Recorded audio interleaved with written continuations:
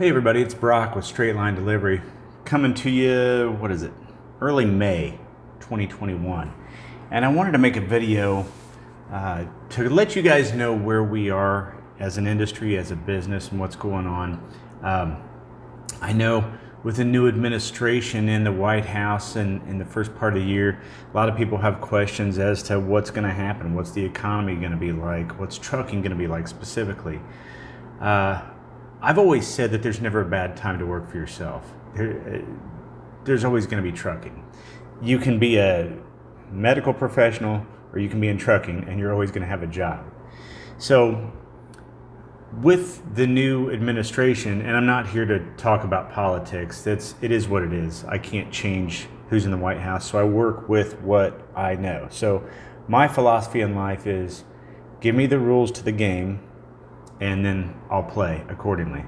So the federal government is pumping up the economy with trillions of dollars of federal funding, and a lot of that's going to go toward infrastructure. So how much, that's up for debate. A lot of people argue about how much, but that doesn't really matter. If the economy's buzzing along okay, and then the feds dump all sorts of money into projects that are going to require what kind of trucks? Flatbeds. It's going to be pipes, it's going to be concrete forms, it's going to be barrels, it's going to be everything that you haul on a flatbed truck, hot shot and full size, over the next, I don't know how many years. They've got years and years of projects. So when people ask, hey, is now a good time to get in? This is almost like a lock. This is, if you were a betting man, this would be like a sure thing, because when the feds guarantee money is going to go into the economy, even if the rest of the economy is just tanking, they're going to still do their projects because they print money, literally print money. So regardless of what the rest of the economy does, we're going to be winners in the trucking industry. So even if you said, hey, look, I just want to get in and get out. I've got guys that have done that before, right before they were ready to retire. You could buy a truck, work for 2, 3, 4, 5 years. You've got guaranteed federal money coming in that guarantees you freight for the next 4 or 5 years. Your truck's worn out, you want to get out and retire, you're done. This would be a great time to do something like that. It's like playing the stock market or something. It's going to be a grab bag of money for years to come. I remember back when I was paying $4.35 a gallon for fuel back in like 2012, I think. The rates on freight went up to meet the extra cost for fuel, so it's not like we lost a bunch of money. Now, there were a few weeks in there where it sort of lagged, but we didn't lose a ton of money. Let me read some of these emails here. Let's see. Help. Here's another one. Where are all the trucks? Got to move some freight. Big bucks. These are coming in. These are email titles from brokers and direct shippers. A lot of people get out of trucking, guys retire, and there's no one filling the spots. We have had guys in 40-foot hot shots. This isn't semi-pricing I'm giving here. This is 40-foot flatbed hot shots that can haul 20,000 pounds or less. Over the last month, and even before this, but the last month especially, normally these guys do between 5,000 gross on the low end, which will bring you home $3,000, to 6,000 on the high end. That's normal wintertime prices. Now the spring has been like a grab bag. $6,100 to $7,200 gross for these guys over the past month. That's what everybody's been doing. That's a bring home after the company's cut, after insurance, and after fuel. You're bringing home over $4,000, between $4,000 and $4,500 in your pocket. So is now a good time to get into freight? Oh my gosh, yeah, absolutely. Think about. I love thinking about this. I've got a friend who's a doctor, low-level doctor or high-level nurse. I'm not sure what the title would be, but they went to school for 6 years, 4 years of college, 2 years of special training. Like they're one step below a surgeon type of thing. I've got guys that make more money than they do. Especially when you think that the friend of mine that I'm talking about loves to camp and fish and do things outdoors. So they've got a truck, they've got a trailer, it's a camper, that they pull. So they've got 70, 80, 90, $100,000 invested into their rig, their setup. The difference is they're paying for it after the hospital has already taken the taxes out. And since it's not a business, they're paying for that after their taxes have been taken out. So if they make $150,000 a year and 20% of that goes into taxes, their bring home's 120, and then they have to pay for their stuff with the 120. If you make $150,000 driving a truck, you get a write off that $100,000 truck, then your taxes are $50,000. So 20% of $50,000, that's the old tax rate. So I've got guys that have never spent one day in college unless they went there to drink beer on the weekend that make more than my friends who went to school for 6 years. I get so pumped up when I think about that because I can't think of any other vocation that you can earn that kind of money in without some sort of special schooling, at least trade schooling, some sort of special welding certificate, something. And I've got guys driving trucks that make as much as, a non-surgeon doctor. That's their bring home is. The freedom too. My God, I have an email. Let's see what he say.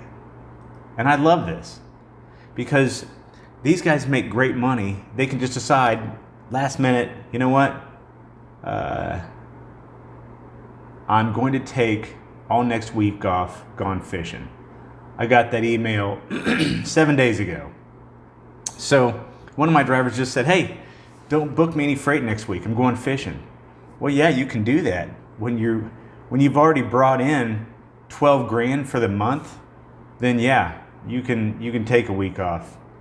If you can't live on 12 grand a month, I don't think we can probably help you here. I talk to a lot of people that feel like, well, going out on a limb, buying a truck, that's dangerous. I want a job that keeps me safe. There's safety in working for the man, a big company. Well, I've worked for a lot of big companies when I was younger, and they're all gone now, all except for one, which I decided to leave. But literally out of business, bankrupt, bulldozed to the ground, and something else is there, gone. I'll never work for anybody else. Jobs in your community that are a for sure thing, like General Motors, that's a pretty for sure thing, right? Gone. And there's a few other great big construction firms I work for, gone. All these sure things are based on a location. So usually within, 20, 30 miles of your home, and there may be some traveling, especially with construction, but they're based on here, this town. And a lot of people get sucked into thinking, well, my town's not doing so well. My state's not doing so well. Even my surrounding states aren't doing so well. So you're talking about a 500-mile area that's just kind of depressed and not doing well.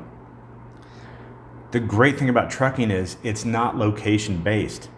There's freight that's always going to be running in certain areas. And if this area slows down, then this area is going to pick up. And if this area picks up, this area slows down. You're always moving around. There's always freight. So it doesn't much matter where you live. There's some spots that are a little easier to work out of than others. But freight is going on everywhere, all over the place, all the time. So we don't really care if part of the country is depressed or even the whole economy is depressed. Like I talked about earlier, when the Fed is pumping in trillions and trillions upon trillions of dollars into the economy, that will keep it pumped up. Even if it's artificially, for our purposes, that will keep the economy pumped up, so why not take advantage of it? There's nothing you can do about who's in the White House. That's one thing I've learned not to fight or spend a lot of time dealing with. Tell me what your game plan is, whoever the president is. Tell me what my taxes are going to be, and then I can adjust from there.